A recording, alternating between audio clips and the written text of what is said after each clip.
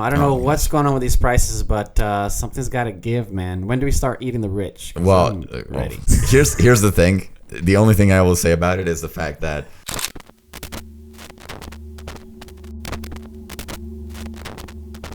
welcome back to another episode of He Said Bullshit. We are back after a long hiatus because of COVID and all that kind of stuff. I'm trying to get back into like a regular posting schedule / I'm pretty sure both you and I have been in this like rut of like, I just don't want to do anything with my camera if it's either not paid or it's, like both you and I have done like this whole like model photography thing for like a long time before moving into just like either products or just like other like client projects. And I think, correct me if I'm wrong, it's not going to be my first time being wrong, nor my last time being wrong, but we have gotten a little weary and sort of like tired doing the same thing over and over and over again. And after a while you're just like, man, like I need a little bit of a refresher. I need something different. It's really easy to get kind of cornered into doing the same kind of work over and over and over again, and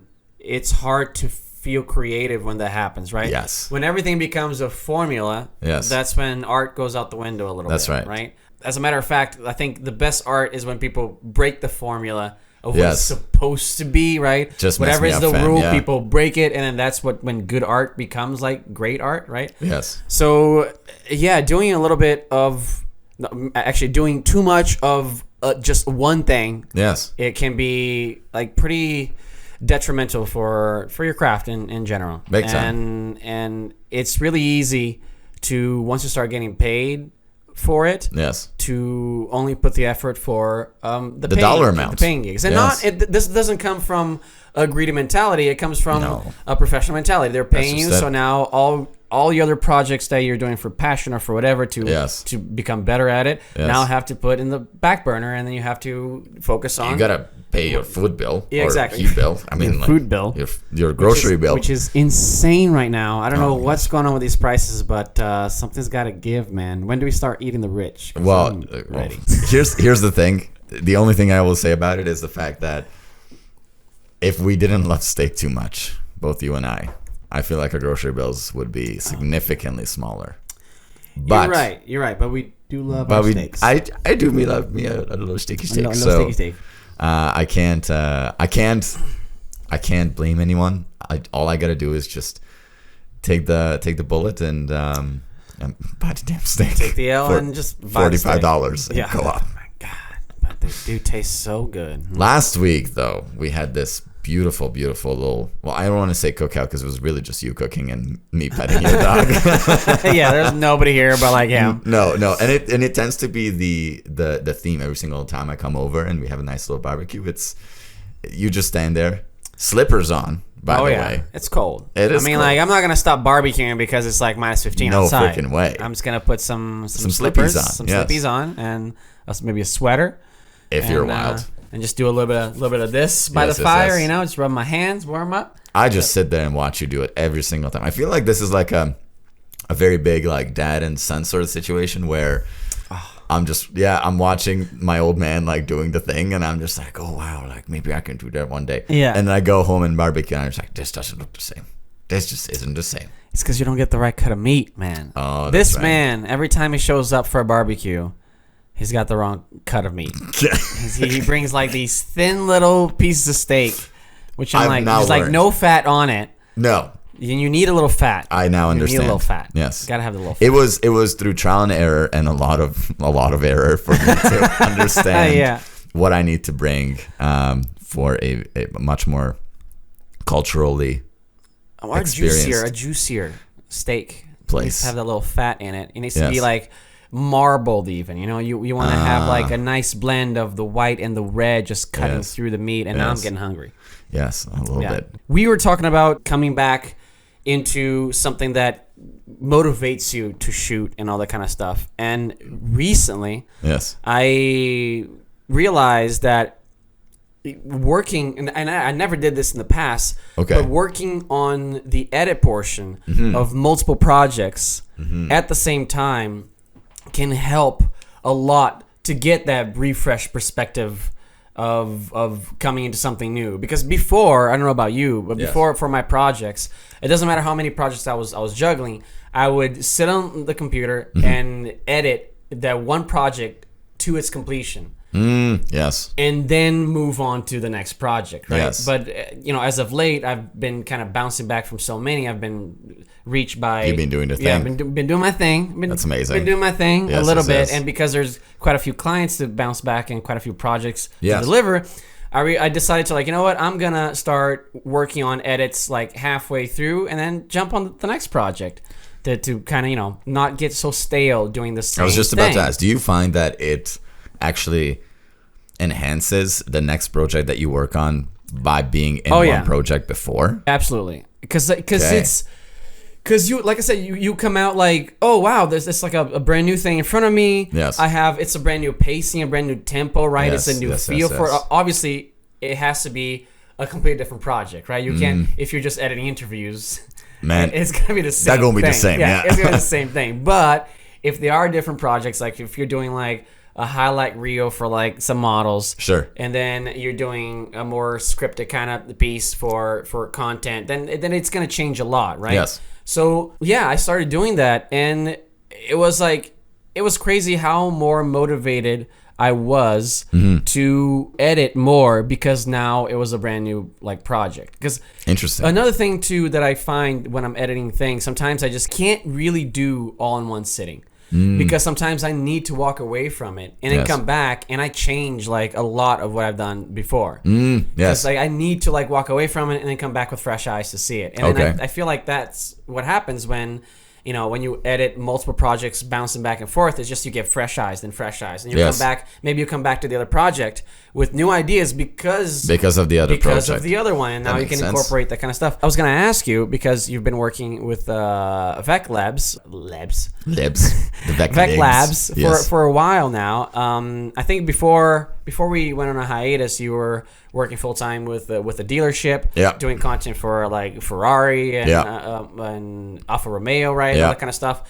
But now you're working with a more broad range of content, which projects, you do interviews and even political campaigns, some car stuff, all that kind of stuff. So I figured that you would be 100% in that mindset of you tackle so many projects, you have to bounce from edit back and forth. So do you find the same? Do you do that a lot? This is interesting. One of our other crew members, Andrew, and I are in I want to call it the artist realm, where we get so obsessive over one thing and we would like to make it perfect, and when it's not perfect, I get emotionally charged, and I'm just screw this, I'm not gonna do it. I'm horrible at my job. I should have never done this. I should go back to a cubicle and learn some new skills and it goes from 0 to 100, right? It goes from I think I'm it's with all of us. It's with all of us. You're super excited and then suddenly I'm shit. I'm terrible. What am I doing with my life? You're bought all this equipment for nothing. You suck. Yeah.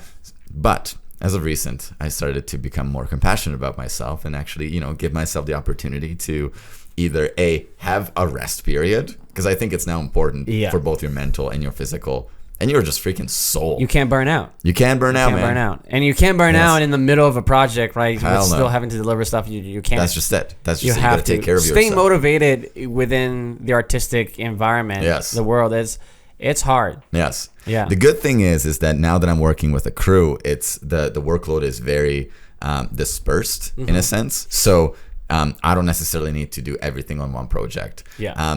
And I get help from other people, which is also ironically sometimes challenging for me, because I would go and be obsessive about the fact that I need to finish this project, and other people have to tell me no, just take a break, go for a walk, get a bubbly, whatever it is.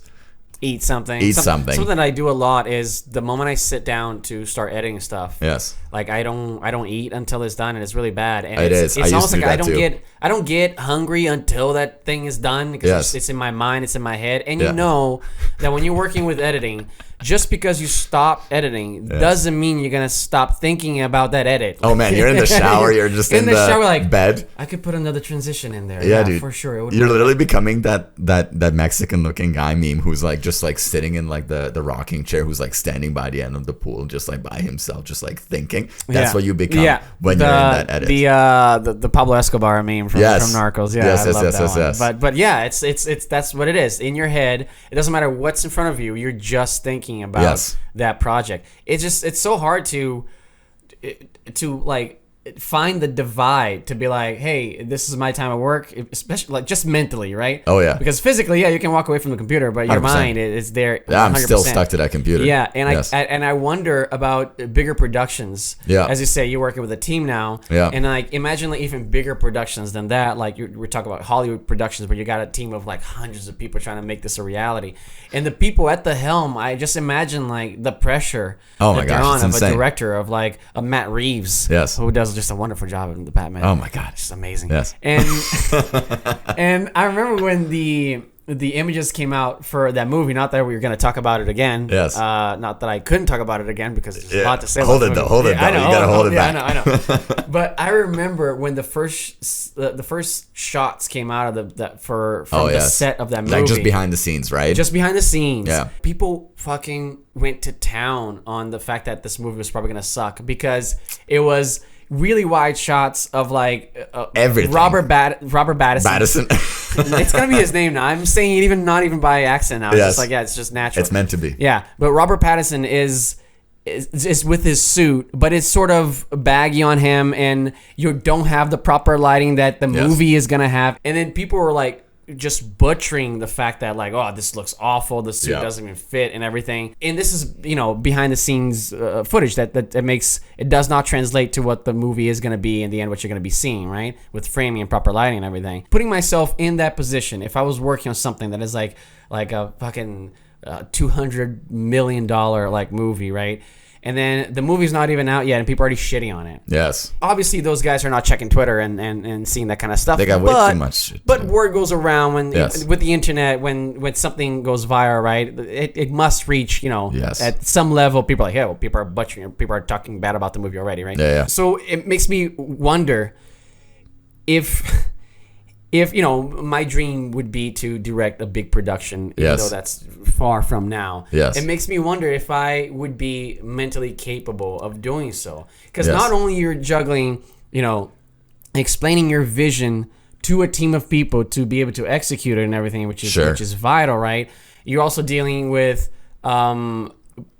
potentially other projects that you already signed up to do in pre-production, all that kind of stuff, because these things come like months before, and then on top of that, you're dealing with people already reacting badly to like what you do, and so it must take such a huge like mental toll on these guys. Oh my god, to direct this kind of stuff. Yes, and then at the end of it, you still got to hear about like the critics, and then if the movie is bad, people are gonna pile up on it. Oh yeah. And sometimes I wonder if the end goal of directing of movies and actual sets and everything would be good, because could I handle that kind of pressure and that kind of like criticism and again, juggling multiple projects and all that kind of stuff. Because sometimes, I got 5 clients and I'm already like, my God, I got no time off. Yes. I'm working like Monday to Monday, right? So 7 days a week. Yeah, exactly. No stops for sure. No stops. And I think this is where it's interesting you brought up pre-production, because this is where a lot of the kinks are A, worked out, but then B, I think this is where being in more of a team environment helps, because you don't have to bear that stupid, the brunt of everything. That's just it. And then, of course, I started reading this book called The Subtle Art of Not Giving a Fuck. Mm-hmm. And literally the first chapter in this book talks about this principle called the feedback loop of hell. And the feedback loop of hell is basically you being in a situation, you then negatively think that you can't do that because of this. Mm-hmm. And you couldn't be that because this is what happened, and now this is going to happen because you couldn't do that, and it's just like this continuous loop that keeps on spiraling you down. That being said, I feel like a lot of these directors and high like profile production people, for lack of a better word, production people is not the greatest description. The industry, the industry, have now finally like learned to just kind of sort of ignore it. I'm sure they're probably sending a whiskey or two afterwards. They're like, I just can't handle this right now. Right. But having your mind kind of like off and like, you know, put from one place to another is really freaking important. We actually do it within Vec Labs. We do a lot of like, we dedicate some time to this and then we switch gears. And that switching gears is such an important thing, which I didn't possess before because I was so obsessed about the one thing, which is the same thing. Yes. It's the same way. And I could not break that mentality of like stepping away from it. I think mainly, to me personally, it was the fact that searching for soundtrack for backgrounds can be such a bitch part of the process. Music selection is tough. It's tough, and it doesn't matter if you pay for services, which we both do. Yes, it still does not, because obviously we hold our jobs at the same level as the stuff we admire. So it's like the stuff we admire is here, which is wrong. You shouldn't do that. Comparison is a bitch. It's comparison is a bitch. Yes. You shouldn't go to the theaters and watch the Batman movie by Matt Reeves. And then come back to your own productions and being like, how can I do that? Like, you're not going to do that. I might as well just hang up the camera. Exactly. Yeah, just like, you're not going to do that. So, but it's impossible for me not to do it, right? To like try to match that level when I'm just a single guy with a single camera, right? Yeah. With some crappy lighting and all that kind of stuff. Yeah. So that's the problem for me for audio, right? Because audio is such an important part of the process, arguably one of the most important. Yeah, it's 50% of the experience. Yes, but it can 100% overshadow the visual part, which is the other 50%. Big time. Yes, if it's bad. Oh, I was actually talking about this with a bunch of other people. People will not watch the video. They won't. They will tune out because they're like, well, this looks great, but man, it looks like it was recorded with an iPhone. Exactly. So it's even more important than video, than the video portion. The paid services are great and everything. Yes. But again, because I'm comparing to like the Batman by Matt Reeves. Of course. Naturally. It's just the audio is just not, it's just not there. Every track, even though like first you think, oh, this is good. As you start editing the project and you listen to it over and over and over, at the end you hate it. At the end, you're questioning if it was a good selection, right? But can you spend another 2 hours trying to find a track that it will fit? And sometimes the beginning fits. Yes. But then the track changes to this crazy tempo, and then you're like, why would you do that? Yeah. Why couldn't you just keep this shit as it is? So I think that's why I try to finish a project before starting a new one. Yes. Because I don't want to like start on the process of finding the audio for it. Oh yeah. Over again. If I can finish this project and then I'm doing it now. I'm doing it now. Yes. Because the audio's already there. Yes. And I've searched for it. Yes. Because out of all the portions that are not the most fun on an edit, because let's face it, editing is a tedious part of the process. Yes. But it's vital because it is where it comes to life. It's where it comes to life. Yes. But so you have to be, and this is the challenge of editing. Yes. You have to be creative, right? But you're doing the most tedious part of the job. Oh man. 100%. So it's so hard to be creative when you're doing tedious work. It's really hard.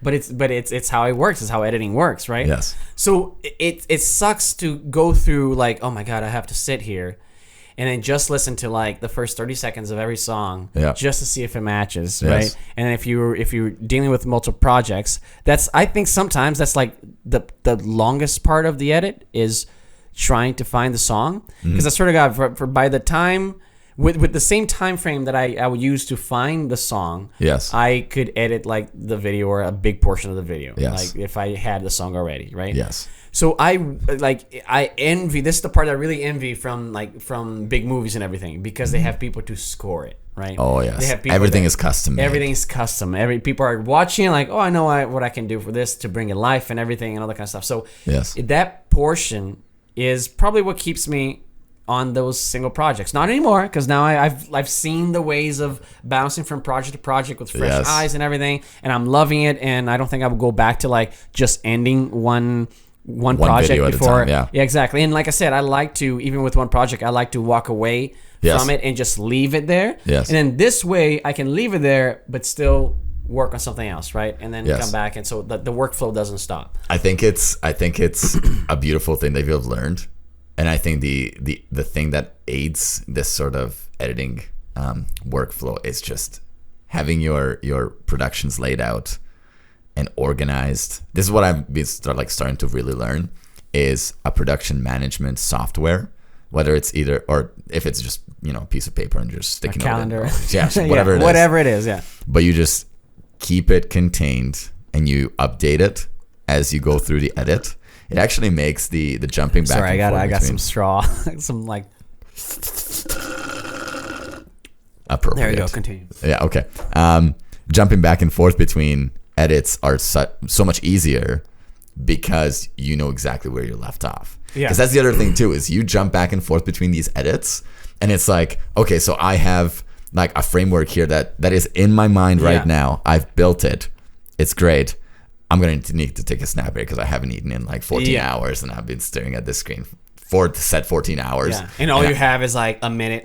Yeah. Of the finished product. So when you walk away from it, it's important to, I think, make those notes. At least I started doing it. Yeah. Not just on productions that I do with the VEC team, but also productions that I'm doing on my own. I actually just have my like little laptop and I'm just like putting my little notes. Yeah. So I remember going back in, like, okay, that's why it slapped and that's what I was going to do. But I needed 2 seconds of break. So that exactly. I mean, and also like the beginning portion of a video is like always the hardest as well. Like to establish the tempo and the mood and to get it started. And after that, it just kind of like it flows. Yes. Right? As it should. Yeah, exactly. So when you come back to a project that you already done that beginning, yes, you feel much more relaxed to now get creative with the process because you've already got the ball rolling, right? That beginning portion with the you don't know if it's gonna be a build up or you know if it's gonna just start strong, you know if it's gonna be just kind of mellow out for like you just don't know in the beginning, and then once you got that beginning, you figure out if it's going to be mellow or build up or strong initial kind of like, like explosions and everything. Yes. And Batman and everything. Do you like the Batman movie? You know what? I did. Okay. All right. I just wanted to make sure I wasn't clear on that. Yeah. But yeah, that beginning it can take a while because you can even work on something. It's like, no, scrap it. Let's start something new and fresh. Let's see if we'll figure it out. So coming back to it and already having that beginning, you're like, it's downhill. Yes, yeah. I feel it. It's good. Exactly. Absolutely. So if there's one thing that we learned this week is the fact that you should bounce from projects on the edit to get some new perspective, to walk away from a project but not really walk away from your work, right? And watch the Batman movie. By Matt Reeves.